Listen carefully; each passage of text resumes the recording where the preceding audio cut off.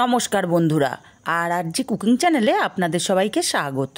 আজকে নিয়ে হাজির হয়ে গেলাম এই তপ্ত গরমে শরীর ঠান্ডা রাখার ও তৃপ্তি করে ভাত খাওয়ার লাউয়ের একটা দারুণ রেসিপি নিয়ে। তো চলুন শুরু করা যাক। আমি এখানে কিছুটা লাউ একদম পাতলা করে খোসাটা ফেলে তারপরে খুব ভালো করে ধুয়ে একটু মোটা মোটা করে কেটে নিয়েছি। লাউগুলো দেখেই বুঝতে পারছেন আমি কেমনভাবে লাউগুলো কেটে নিয়েছি। এবার একটা কড়াইতে সামান্য একটু জল দিয়ে লাউগুলোকে দিয়ে দেব।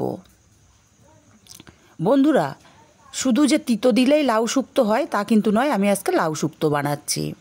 আর স্বাদ মতো লবণটা আমি এখন দিয়ে দিলাম। লবণটাকে ভালো করে নাড়াচাড়া করে লাউর সাথে মিশিয়ে লাউটাকে সেদ্ধ করে নেব ঢাকা দিয়ে। লাউটা সেদ্ধ হতে থাক, ততক্ষণে মশলা করে নেব।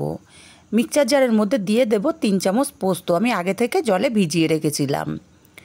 পোস্ত ভিজিয়ে রান্না করলে স্বাদটা খুবই ভালো আসে। আর এখানে 1/2 ইঞ্চি পরিমাণে আদা কুচি করে নিয়েছি, দিয়ে দিলাম। মিহি করে পেস্টটা রেডি করে নেব। দেখুন, ঠিক এইরকম মিহি পেস্ট আমাদের রেডি করে নিতে হবে। আর এদিকে লাউয়ের ঢাকনাটা খুলে দেখে নেব লাউটা সেদ্ধ কতটা হলো। লাউটা নাড়াচাড়া করে দিয়ে খুন্তি দিয়ে চাপ দিলে দেখুন লাউটা একদমই ভেঙে যাচ্ছে। লাউটা সুন্দর মতো সেদ্ধ হয়ে গেছে। আলাদা পাত্রে নামিয়ে নেব। কড়াই পরিষ্কার করে বসিয়ে দিয়েছি। কড়াইটা গরম করে 2 চামচ তেল দিয়ে দিলাম। তেলটা গরম করে বেশ কিছুটা বড়ি এখানে দিয়ে দিয়েছি। আমার বাড়ির তৈরি করা বিউলির ডালের বড়ি। বড়িগুলো নাড়াচাড়া করে বেশ লাল করে ভেজে বড়িগুলোকে উঠিয়ে নেব।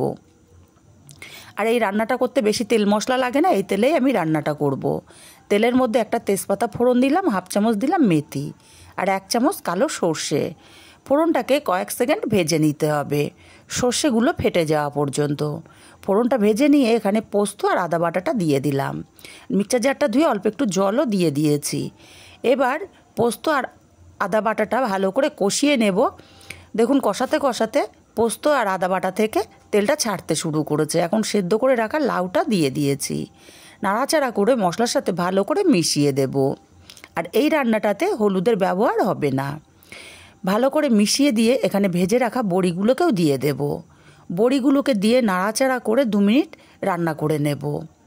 লাউটা এদিকে রান্না হতে থাক, ততক্ষণে আর একটা মশলা আমাদের রেডি করতে হবে। মশলা বলতে দুধ। আমি এখানে 1 কাপ গরুর দুধ নিয়েছি, 1 চামচ ময়দা দিয়ে দিয়েছি। ময়দাটা ভালো করে গুলে নেব।